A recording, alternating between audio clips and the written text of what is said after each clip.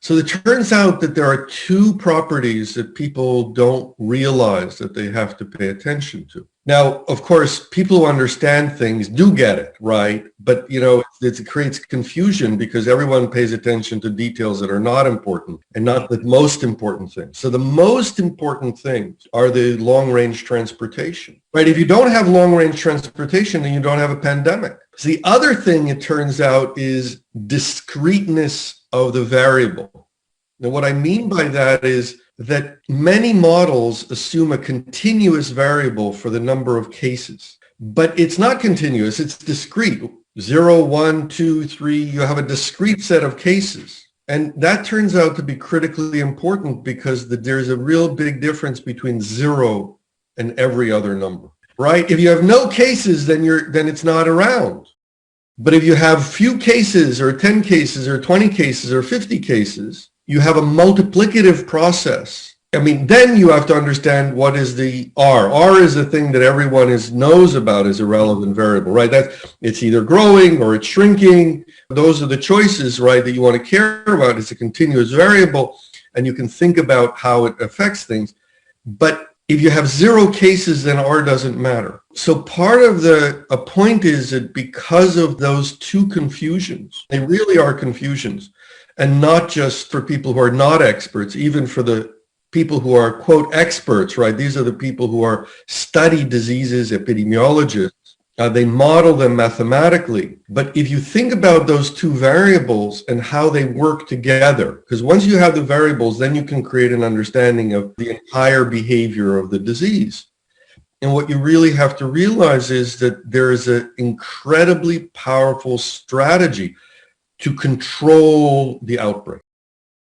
The way you do this is you reduce the travel, and then you drive the disease down until you're at 0. And you can do that locally. And then by having reduced travel, you can then lock in areas to be at 0, and then you can expand the areas that are 0 until you cover the whole space. That's a strategy that we call the green zone strategy. But it's dictated by the mathematics. But it turns out, and not surprisingly, it's also totally consistent with the experience that we have in the world about what works in stopping the outbreak. Those countries that imposed travel restrictions and drove the disease down to 0, they're having normal lives.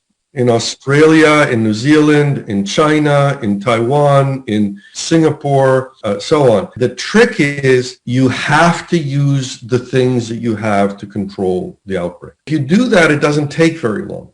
The more sophisticated you are about it, the more quickly you can do it. No, that's a really good point. What happened in Europe, I suppose, was the first wave started to come down over the summer. Everyone then relaxed, and they kind of lifted lots of restrictions, and now here we are with a second wave. And in many cases, it's worse even in the US in some cases. So what was the mistake there? Many countries were 5 or 10 cases per day in the entire country.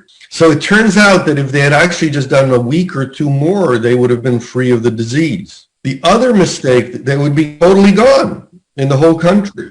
Switzerland with no cases, basically a few cases. Ireland had only a few cases, but many countries had just only a few cases. Germany, I think, stopped when they had like 500 or 600 cases. But the other piece of it is the restriction of travel. Because let's say you take Germany with 500 or 600 cases. They had a strategy that involved local areas having different policies. So it helps to explain this a little bit more, but let me just start by giving the punchline. The punchline is, what you do is you separate the areas, you limit non-essential travel. You take the areas that already don't have cases, and there were many areas that didn't have cases in Germany at that time.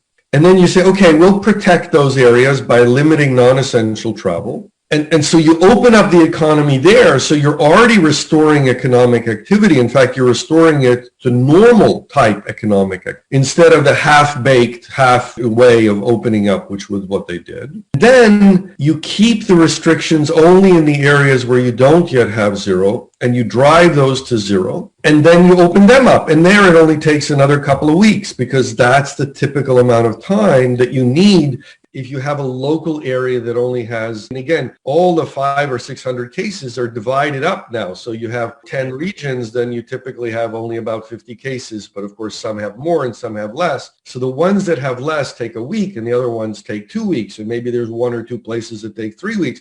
But by then most of the country is open. So the time frame over which you need these limitations is actually incredibly short. It's like a few weeks.